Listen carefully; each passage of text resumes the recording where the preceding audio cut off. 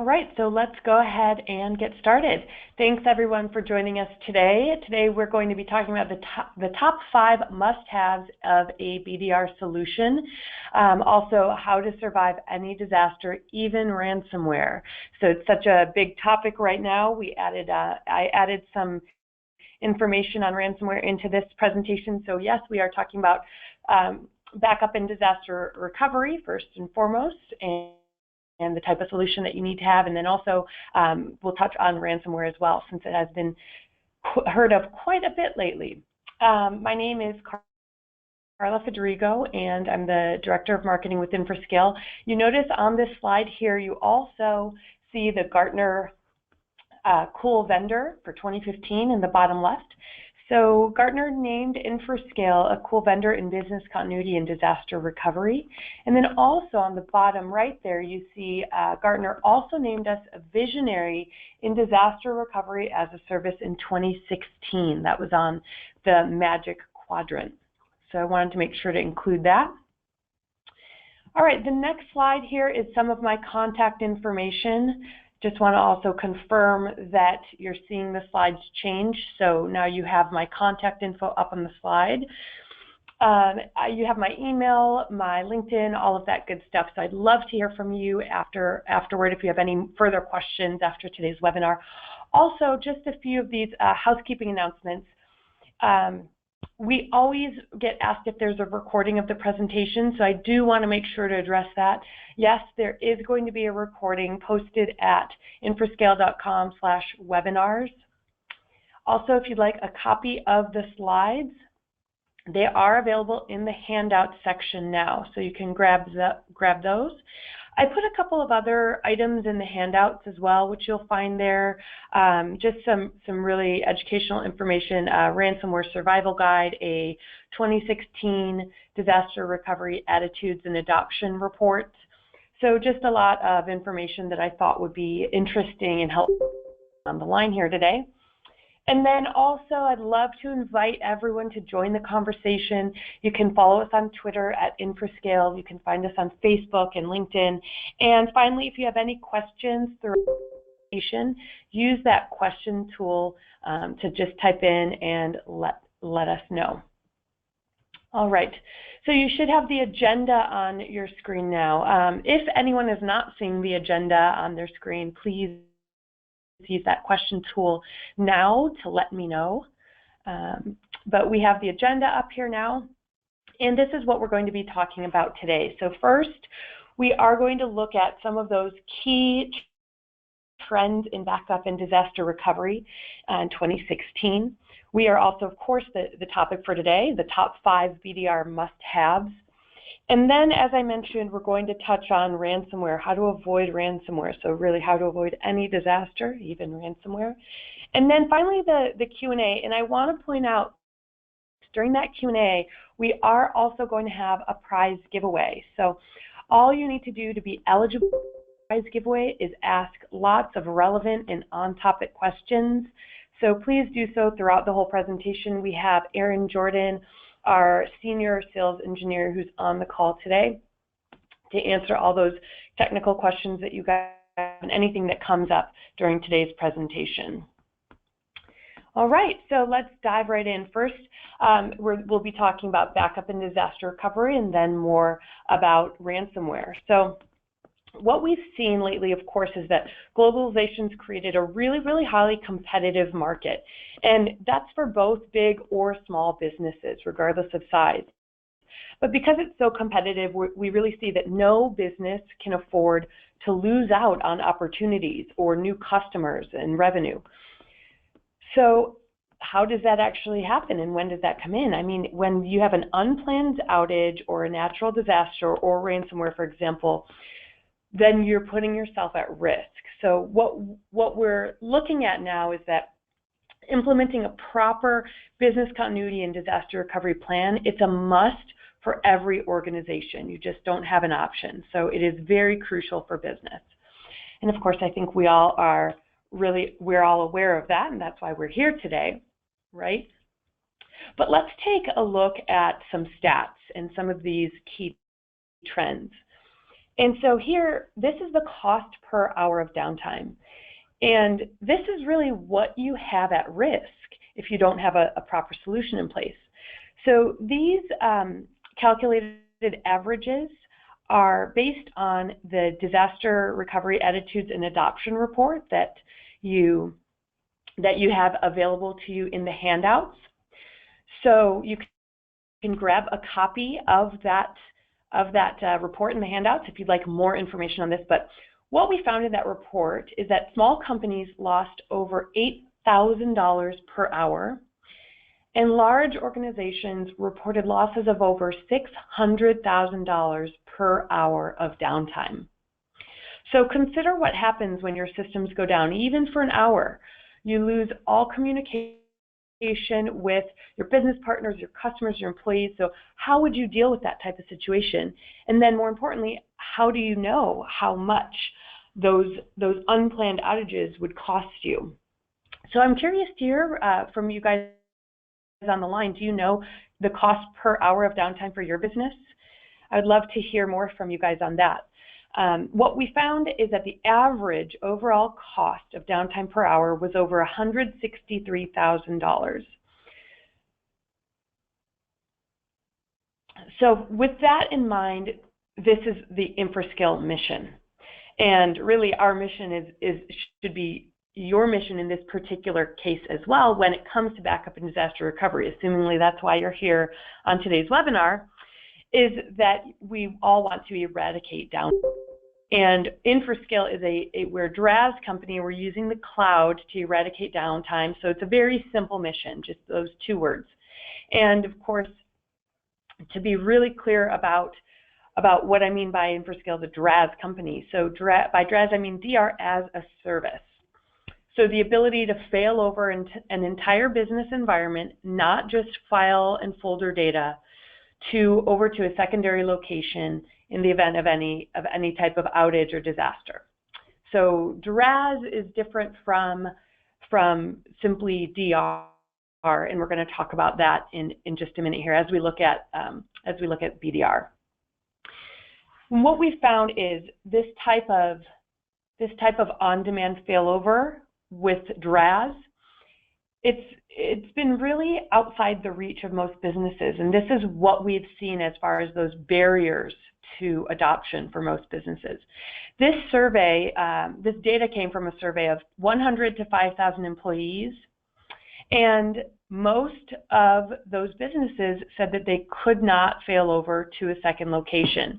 There were 10% of those companies that said they could fail over within 15 minutes. So looking at why haven't they, the number one reason that was holding them back was the perceived cost of a proper BDR solution. And then after that, having insufficient IT resources and solution complexity were the next highest barriers. Again, this report is available to you guys in the handouts. If you joined late, there's a handout section with a copy of this report, copy of today's slides, and then also some other helpful information on ransomware. So go ahead and grab a copy of those. And then let's take a look at the traditional DR trade-offs. So on one end of the spectrum, and of course, the cost along the bottom, which we just saw was the number one barrier to adoption, and recovery time on the other side of the spectrum. So how long is that going to take you to recover? So you have offsite tape backup, and this is cheap, that's true, but it takes days to recover. So it has the longest recovery time objective, or RTO.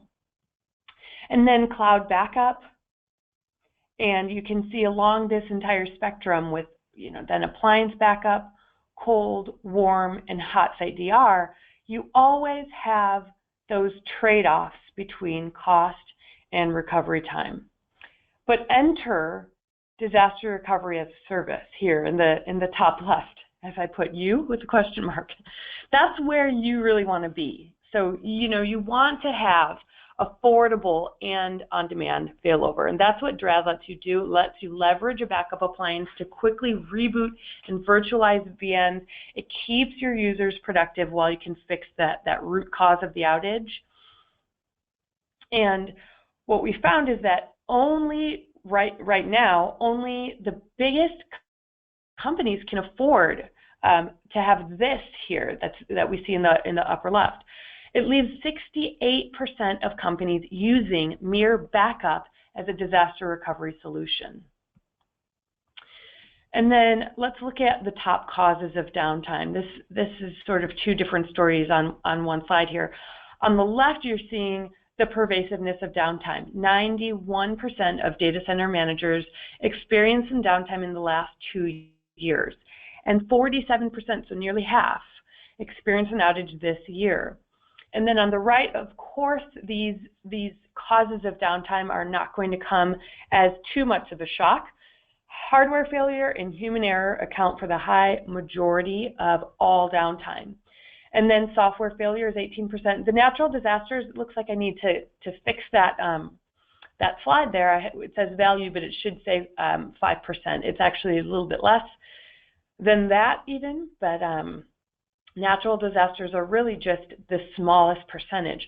But anytime we talk about BDR, we're talking about how to recover from any type of disaster, large or small, and then of course ransomware as well. So we'll get to that in just a minute here. All right, so with that in mind, let's take a look at the top 5 must-haves of a BDR solution. Okay, so the very first is to avoid reserved infrastructure. Now, this is why. What we just saw was the trade-offs, that some solutions can achieve the recovery time that we want, but they just don't achieve the cost that we want. So that was on that DR trade-off slide that we looked at 3 or 4 slides ago. So here on the left, you see how traditional solutions are architected. You have the production site that replicates over to the failover site, but then because of the bandwidth, the people, and the software involved, it can cost up to 3 times as much to set up a proper BDR solution. And then on top of the expense to implement, it's really complex to test and to use. It's vulnerable to hackers because it doesn't have security built right in.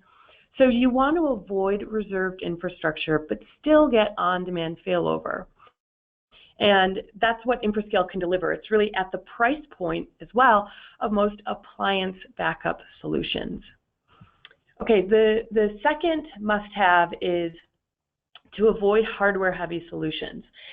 And you can easily avoid hardware-heavy solutions by finding a vendor with cloud spillover. So this is a scenario that's going to likely be familiar to a lot of you. What you see on the left here is you buy an appliance, you end up filling that up as your data grows. So then you buy another one and then fill that up again. We know that data grows exponentially, so you continue this cycle. Fill that up again, buy another one, fill that up again, and that's really the old way of doing things, where more space equals buy another appliance. But let's take a look at the right side of the slide, the new way where if you need more space, you simply just need a bigger cloud. So you have the last hardware appliance that you'd ever need, that you could send 1 terabyte or 100 terabytes. And it didn't matter, because what you can do is utilize cloud spillover technology. It intelligently spills data over from the device onto the cloud. And that's all based on policies that you can set about the age, the value of the data. So that's how you can avoid those hardware-heavy solutions like that. Okay, the third must-have is to design it end-to-end. And this is really just to have complete coverage. And that's because it's vital to protect all of your data, all of your applications, and all devices. So you really do need a solution that's end-to-end. So here's what I mean by that. A solution that can back up any device, and that includes servers as well, both physical and virtual servers, desktops, laptops, mobile devices, support any operating system, So not just Windows, but Linux, Unix, VMware, Hyper-V. Deploy in any form, so the type of form factor, including physical appliances, virtual appliances, agent-level backups. You want to be able to store in any cloud. So you should have the flexibility of storing your data wherever you choose. It could be the vendor's cloud, it could be your own private cloud if you have that infrastructure, or it could be a third-party cloud like Amazon Web Services, Windows Azure. You need the ability to recover anything as well. So recover anything from an entire database server down to the mailbox level. You want to be able to preview messages for search and recovery if needed as well. And then another part of complete coverage is the ability to boot anywhere. So that would give you the ability to boot on the appliance or in the cloud, depending on your needs.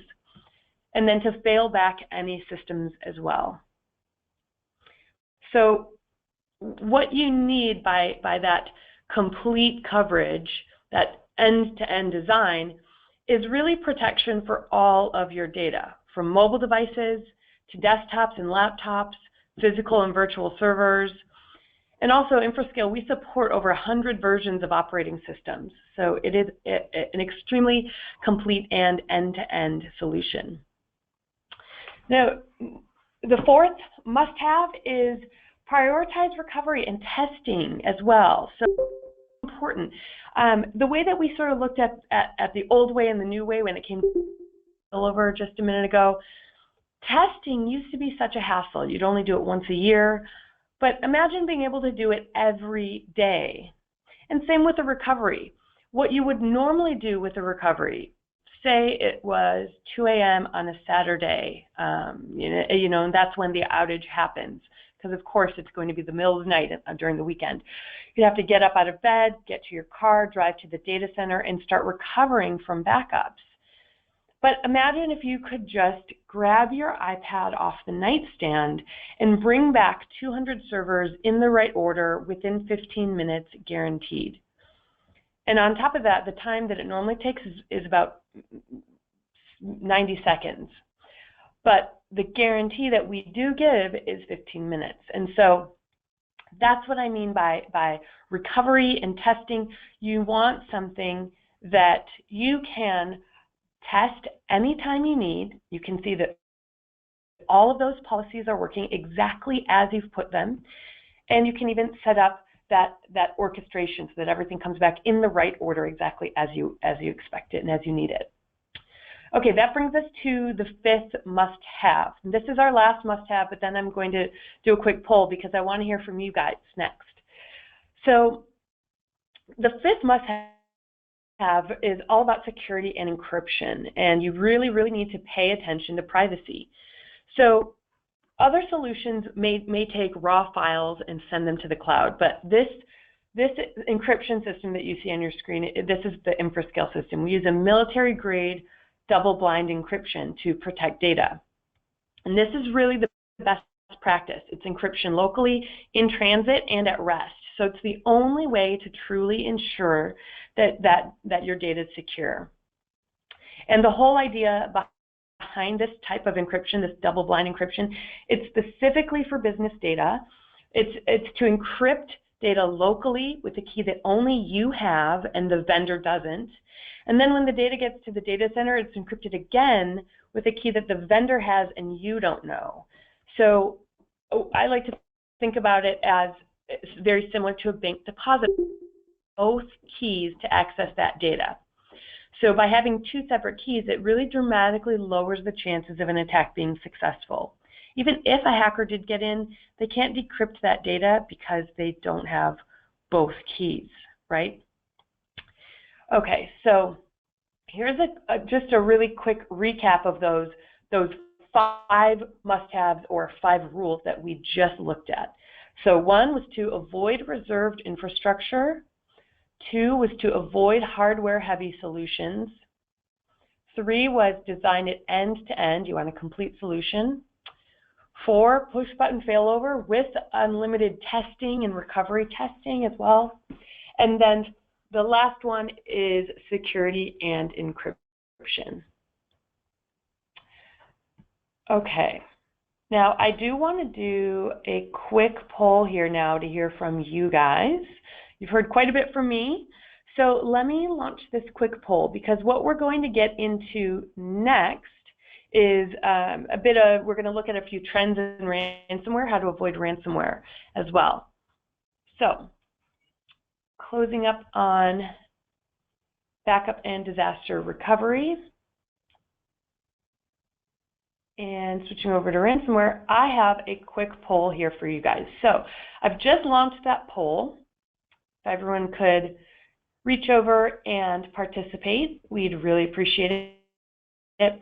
So this poll is leading into this next section that we're going to be talking about ransomware. We have, when it comes to ransomware, which of these is you? Yes, I've been a victim of ransomware. No, I haven't experienced this type of security breach, or I don't think I'll be affected by ransomware. And then as soon as we close this poll down, we're going to get into some of the recent trends that we've been seeing here. Right, we already have about 70% of you have voted. I'll leave this poll open here for a minute for everyone to get a chance to participate.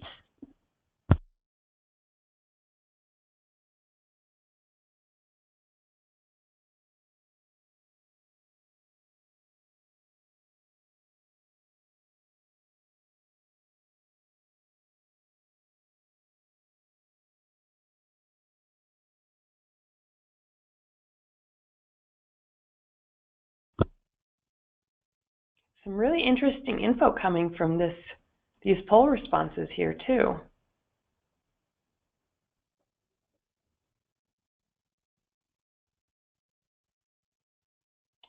All right, we have about 80% of you have voted. So let me go ahead and close this poll down and share these results. Really interesting here, guys. Nobody has been a victim of ransomware. And everyone who voted today has said, no, I haven't experienced this type of security breach. So great, let me hide these results. I have some really interesting information to share with everyone. And I think it will be really interesting for the next poll, because I am gonna do another poll with you guys in a few minutes here. But let's see how these answers change. Okay, so in talking about backup and disaster recovery, it can protect you from ransomware, but only if you do it right. So let's take a look at a couple of these big trends in ransomware, since we've been hearing about it so much lately.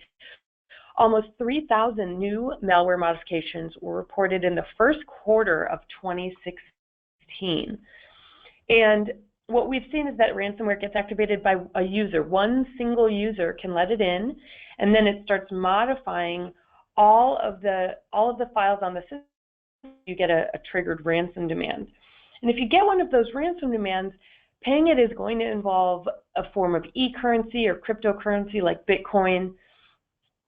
And once those hackers verify the payment, then they provide the decryptor software. And the computer starts this long process of decrypting all of your files. So because of that, the fastest response times that we've seen until you're back up and running takes about 2 days. And it can take up to 5 days in other cases. So what we've seen is that nearly 3/4 of all ransomware victims were completely unable to access their data for 2 days. And we know that they're getting away with it because of the amount of money paid in ransom. So the FBI reported that in the first 3 months of the year, this is this third stat here, over $200 million has been paid in ransomware. And compare that with last year. The entire total for 2015 was $25 million. And then finally, over 1/3 of small to medium-sized businesses were victim to malicious phishing emails in 2015. That's 1 in 3. And one really big problem of ransomware is that you have no idea for weeks or for months, because it works slowly. It works in the background, modifying files based on the last date opened or the last date modified. So what we've found so far for 2016 is that there are 2 types of businesses.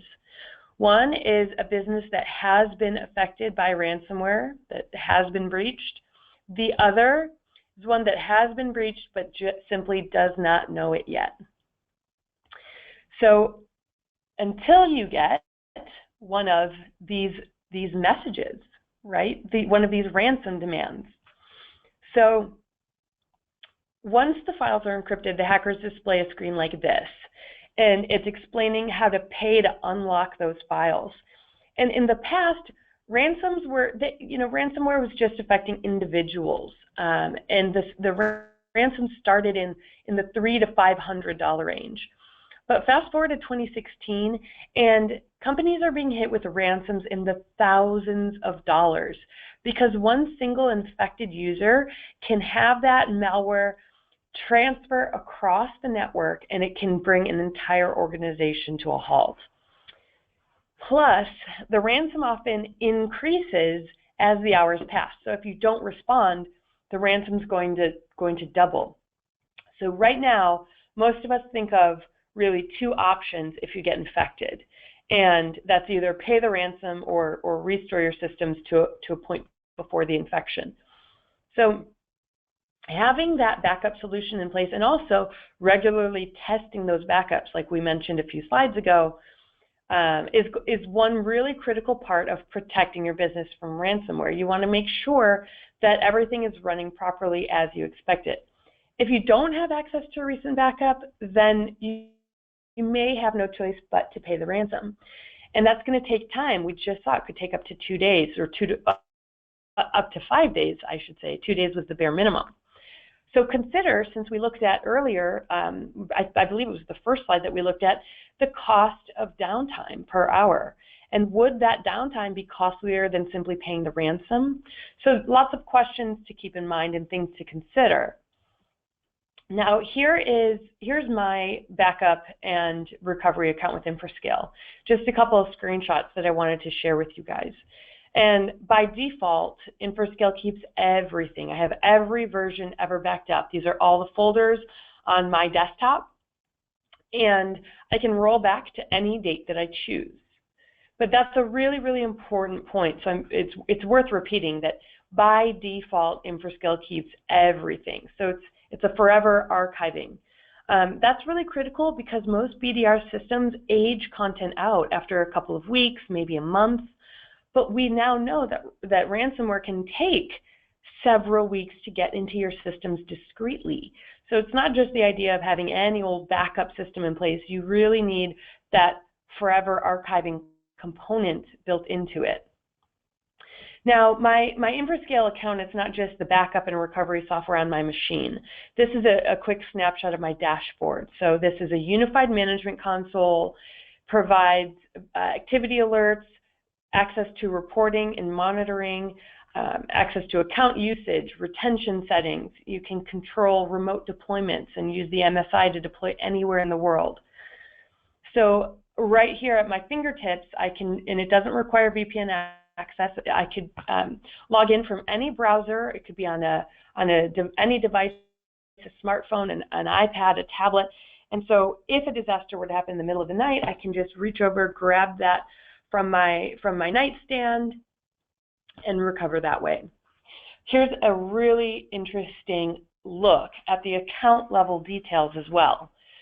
So we know that ransomware is going to modify each file that it touches. So if it's a file that we're backing up, we're going to recognize it as a changed file. Now here in my dashboard, I get account level details. So I have analytics of any machine that has the most changes. I can look at the last 24 hours, last 30 days, et cetera, et cetera. So what we did is we took these analytics and we created a new monitoring alert. And so this alert we call anomaly detection. If you have a large number of newly modified files, then you're going to want to know what is happening to all your data and what files. So an average backup is just going to continue as normal, but an unusually large backup is going to trigger an anomaly alert through that anomaly detection. So let's take a look at this in action and just get a little bit of a closer look at how this works and how to set it up. So to configure anomaly settings, It's in the dashboard just under Settings and Monitoring. And then on that monitoring page, you can see the Enable Anomaly Detection setting. So this is also where you set the threshold. And you can set that threshold right there along the bottom. And here's a short description of that anomaly detection. So a warning is released when this threshold is passed. What we're doing is calculating a rolling average. It's a rolling average of the modified files, so the number of modified files for each device. And then if that file count surpasses your predetermined threshold, then we release the warning. You can open the details if you want to see things like backup duration, total files processed, how many were modified. And then you can also download the logs by just selecting that Manage action if you want to investigate at a file level as well. So typical users, what we've been seeing is maybe about 5 to 10 modified files per day. Anything 3 to 4 times that is really cause for investigation. And it's important to know that nobody has proactive alerting. None of the BDR solutions out there today have this warning system. So right now, if someone gets infected, they're just quickly scrambling to pay the ransom, roll back from a previous date, and this is a proactive alerting system. So it's really important. All right, let's take a look at some ransomware best practices now. I want to do one more quick poll here because I want to hear from you guys, of course. So when it comes to BDR, which of these is you? So I'd love to have everyone participate if you could. A, I can confidently roll back to a previous backup within 15 minutes. B, I wish I had backup and disaster recovery but can't afford it. And C, I just don't think I'll be affected by ransomware. I'll give everyone a moment to participate here.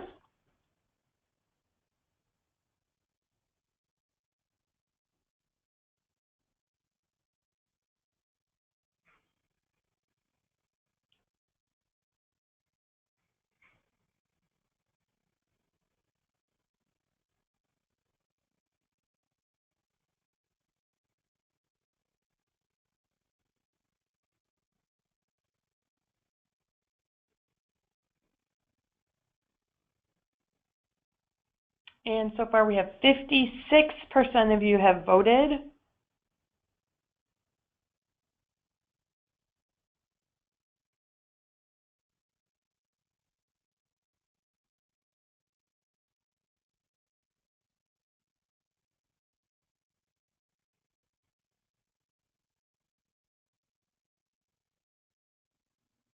All right, we have a pretty interesting breakdown here. I wanted to hopefully get the majority of you guys participate.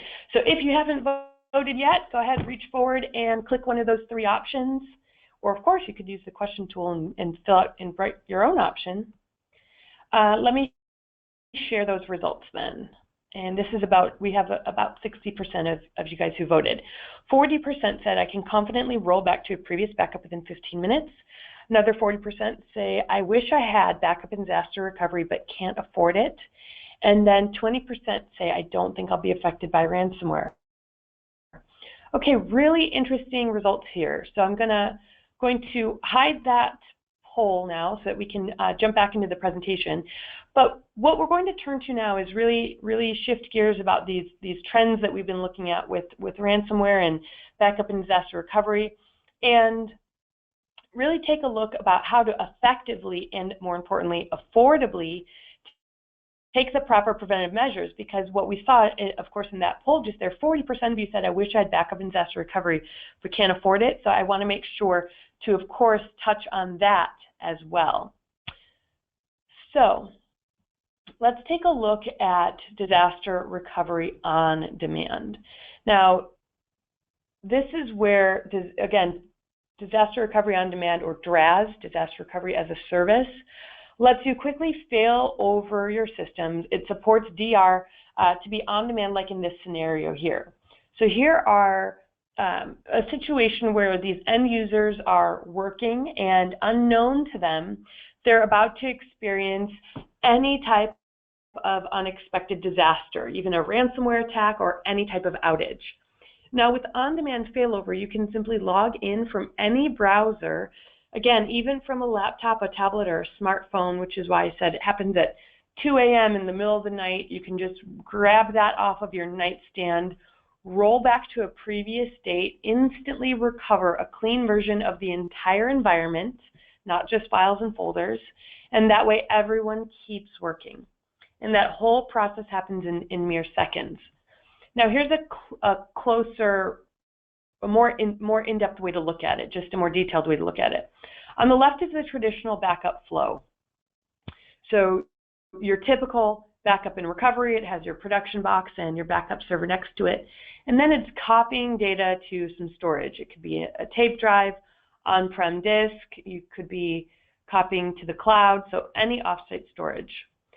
And then when a disaster happens, you need to copy that data back out of storage again, then reconfigure and boot, and this all takes a long time. It can take days. We saw 2 to 5 days earlier.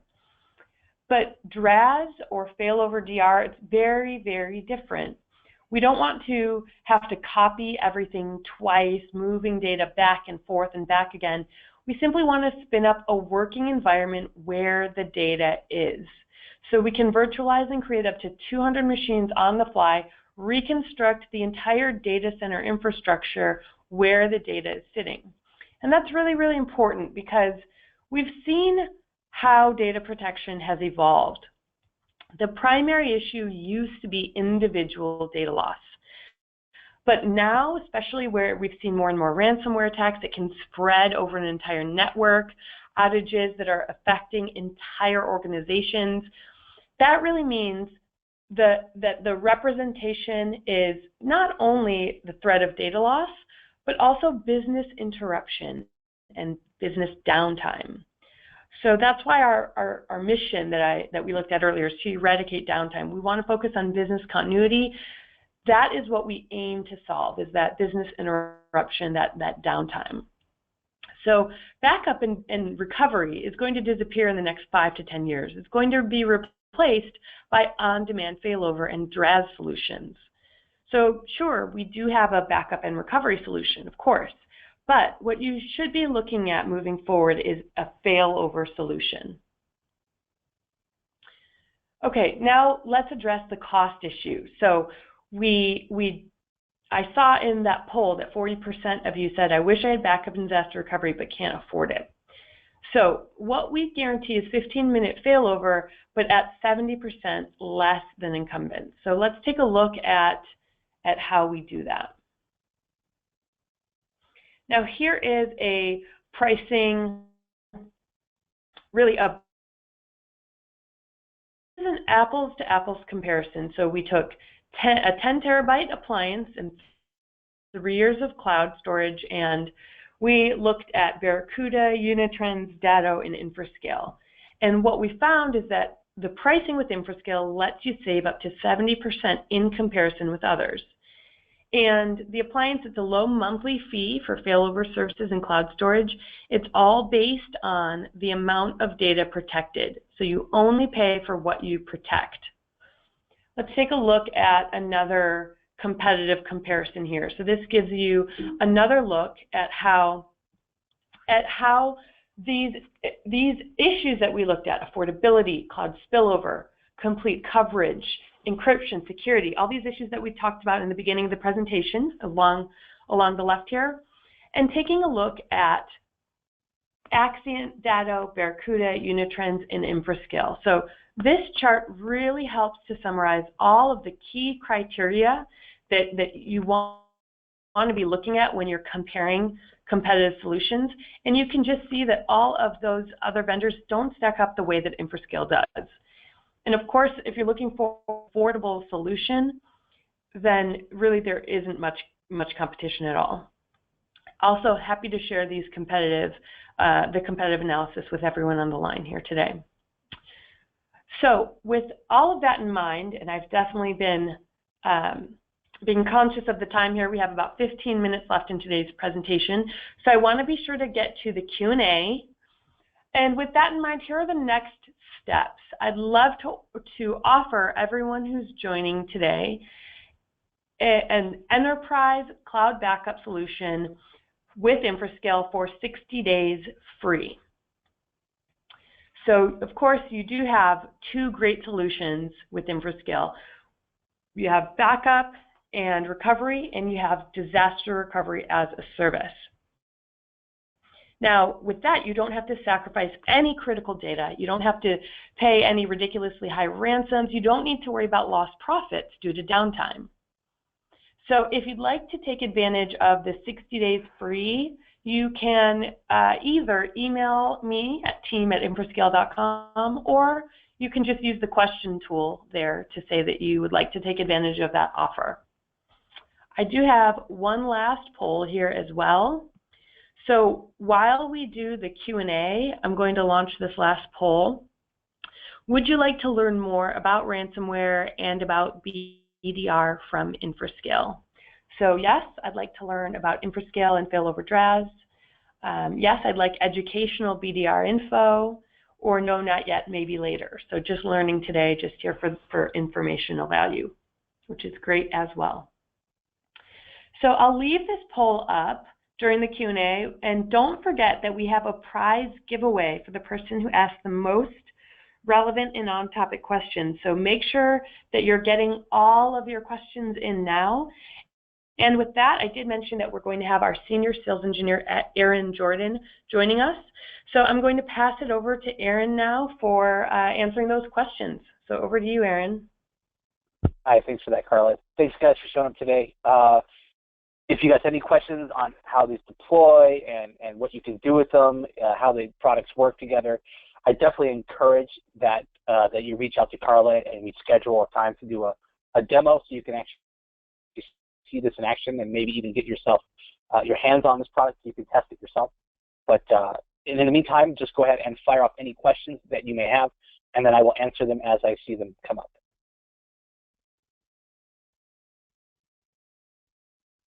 I get a question from Anonymous. He asks, or they ask, do you guys have a central reporting dashboard to be able to keep track of all of this? The answer is yes. We actually have, whether using our direct-to-cloud product that Carla had mentioned before, the one you get the 60-day free trial on, or you use our business continuity disaster as a service appliance, they are tied into a singular dashboard for you to manage both on the individual level and on the company level so that you can segregate and manage with your IT crew easily. Keep them coming.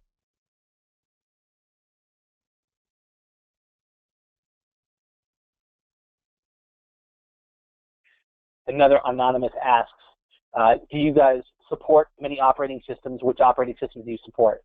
So we actually have a pretty large range of operating systems we support.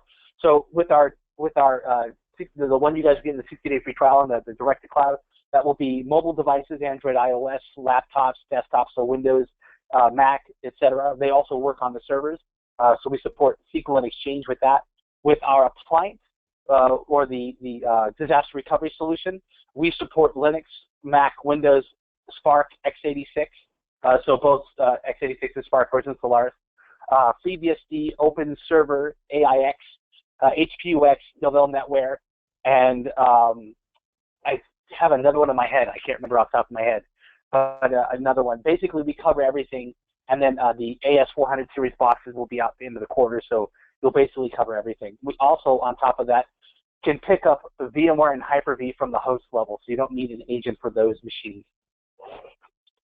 Martin asks, how long have you all had this product on the market? So this particular appliance, I think the origination of it was another company called Revenetics that we bought out, but they've been doing an appliance since I think it was like 2003 or 2002, something like that. We picked them up, and because we've been doing cloud since 2001, we integrated their appliance technology within our cloud, and then we acquired that company. So technically speaking, both products together have been around since 2002-ish, and they've been working together in tandem since, like I think, like 2-3 years ago now, so 2013 into 2013 to 2014 that we've been doing this.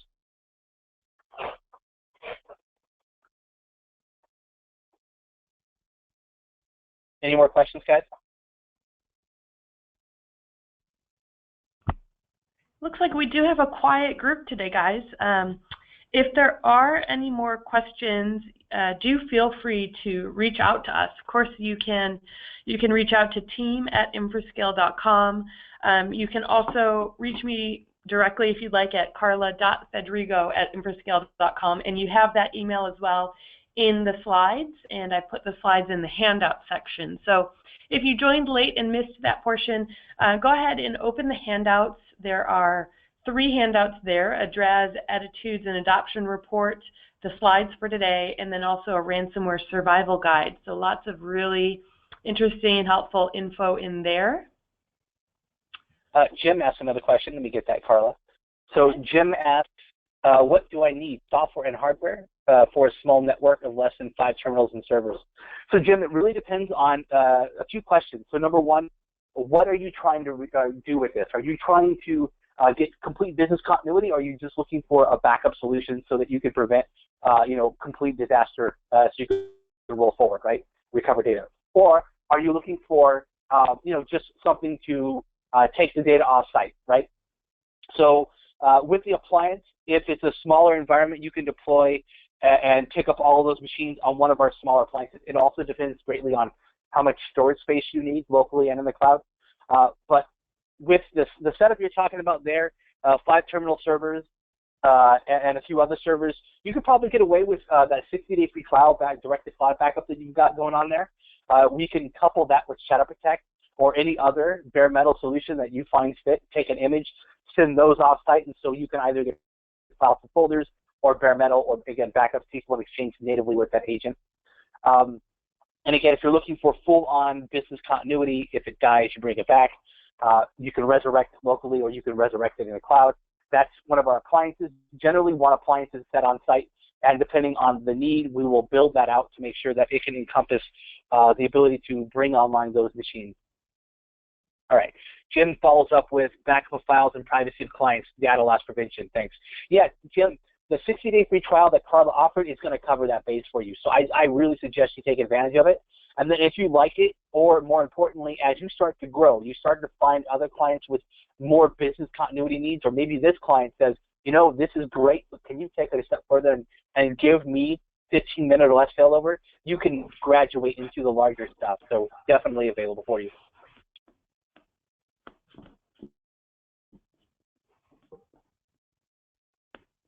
Any last-minute questions before Carla wraps this up and announces the winner?